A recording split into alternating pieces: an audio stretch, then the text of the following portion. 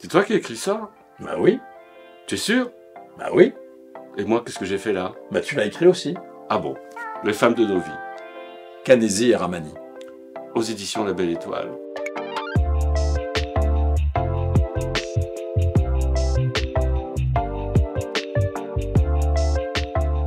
C'est le sauvetage d'un homme par 3 femmes. Un homme à la dérive, un homme suicidaire qui est sauvé par l'amour de 3 femmes. Et ces 3 femmes qui ont pour caractéristique de nous donner la vie, quand elle est prête à s'enfuir et à disparaître, elles se battent comme des lionnes pour la faire revenir vers cet homme et le tirer du néant dans lequel il s'est abîmé. Nous voulions initialement faire un livre sur nos mères, qui se sont bien connues, qui se sont appréciées, et qui étaient liées par une très forte amitié. Nous voulions leur rendre hommage, nous voulions écrire sur elles, parce qu'elles avaient chacune une personnalité bien tranchée. Et puis, au fil du roman, il nous a semblé qu'il fallait rajouter des personnages pour densifier le roman. Au départ, c'est vrai que c'était l'histoire de nos mères. Elles sont toutes les 2 parties dans l'au-delà. Et c'était une façon de les faire revivre. Et surtout, tous nos romans ont un point commun très fort, c'est que nous essayons désespérément, parfois, de rapprocher les 2 rives de la Méditerranée. Ma mère était du Jura, on ne peut pas faire plus française. La maman de Jamil était algérienne. Et on a été surpris et ému de voir cette amitié qui naissait entre les deux. Ces 2 cultures qui se sont pas du tout repoussées, qui au contraire se sont aussi fusionnées. Un peu comme on fait nous dans nos processus d'écriture. Donc c'était ça l'idée du roman.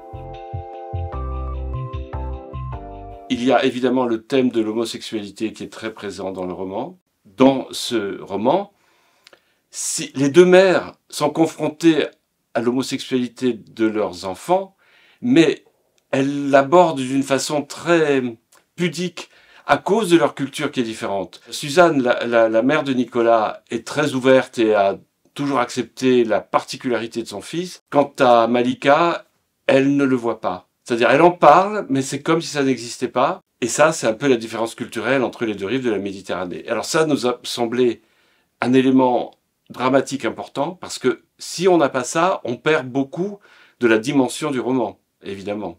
Puisque c'est un roman sur la tolérance.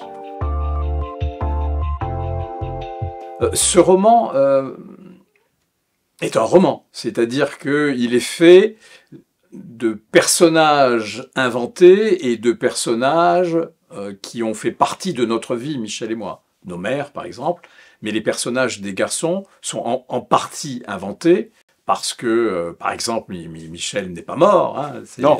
Moi, je suis, comme je l'ai dit tout à l'heure, un éternel optimiste. Hein, à aucun moment, je n'ai eu de période de dépression profonde. Ce roman m'a conforté dans l'idée qu'il fallait continuer dans la voie que nous avions prise tous les deux, c'est-à-dire la voie de la réconciliation entre les rives nord de la Méditerranée, entre l'Algérie et la France. Vous savez que les rapports ont été extrêmement conflictuels. Ce sont des rapports d'attraction-répulsion, de haine et d'amour. Ce roman et l'histoire de nos mères a fait que, oui, je pense que je vais me battre encore plus contre les préjugés, quels qu'ils soient. C'est un livre qui est contre les préjugés, contre l'homophobie, contre le racisme, contre l'antisémitisme, contre vraiment tout ce qui fait, tout ce qui abîme la société. La puissance de la littérature est une arme justement pour faire ce genre de démarche. Les politiques sont englués dans une langue de bois, il n'y a qu'à regarder les rapports entre la France et l'Algérie aujourd'hui, ça va à coup de déclaration dans un sens, dans un autre, etc. Alors je prétends pas qu'on va régler tous les problèmes, mais la littérature, par l'émotion qu'elle provoque, qu'elle génère chez les lecteurs, peut aider à ce processus de rapprochement. C'est un peu ça qui nous guide.